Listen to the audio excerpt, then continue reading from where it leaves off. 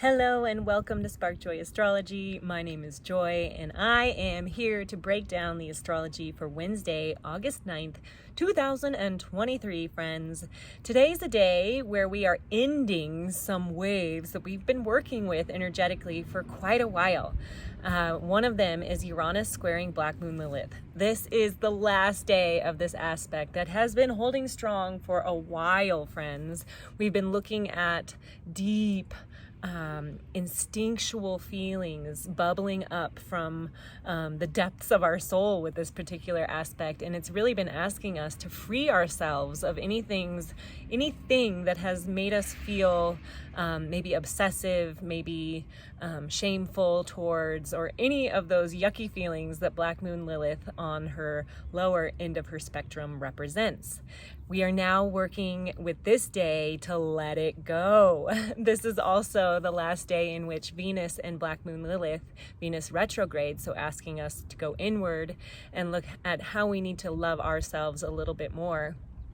These two are breaking their conjunction today. So they've been really asking us to unify with our sovereign, independent needs and desires that are separate from the societal boxes that we've been brought up into. So breaking free, breaking old patterns, this is what we have been working towards on this day. As all of these dissolve, we are working into a square with Venus retrograde and Uranus. This is the second time these two have come together in Venus's cycle in Leo.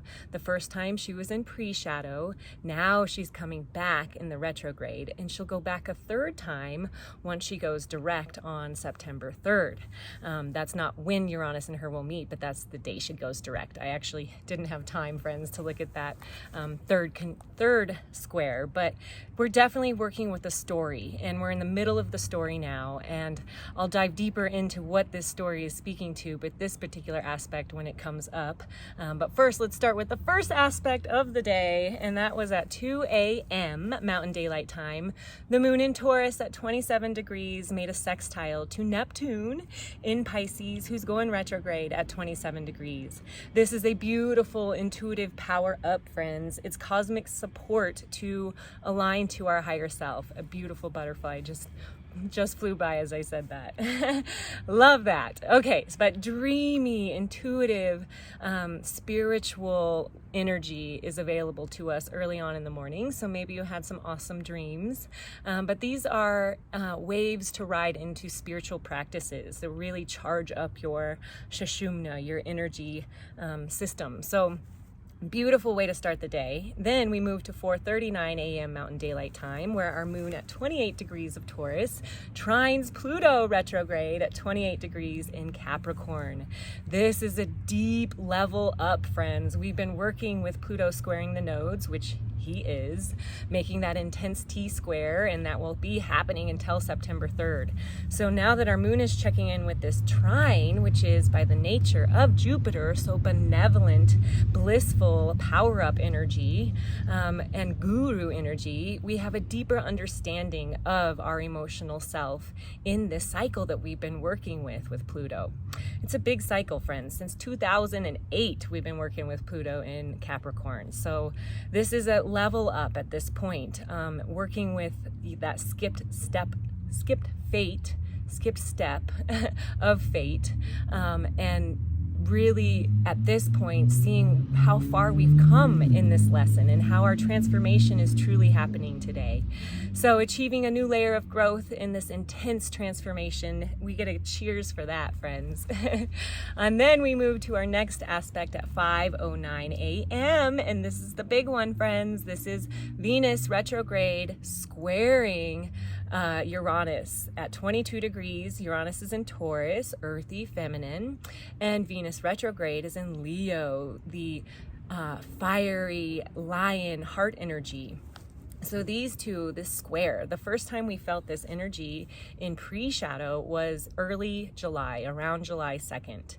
So themes that were going around that few days is now being relooked at in these next few days, and give or take, maybe yesterday we started feeling these things. But making action here around severing, that's Mars, we're working with a square, up leveling into passion, or infusing with more anger. We're working with a Martian square, so there is intensity between Venus and Uranus.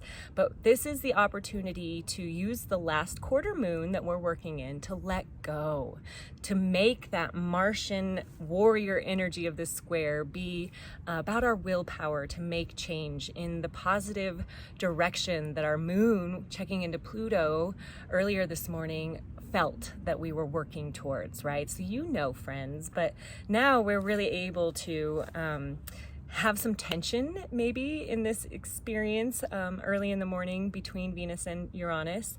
There is definitely the desire for freedom when Uranus is involved. So transformation in relationships, challenges around stability.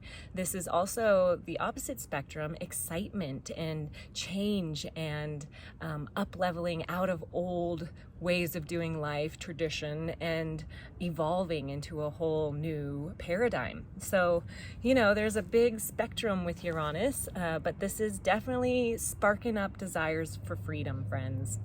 Okay, our next aspect is at 7:05 a.m. The moon moves out of Taurus and into Gemini.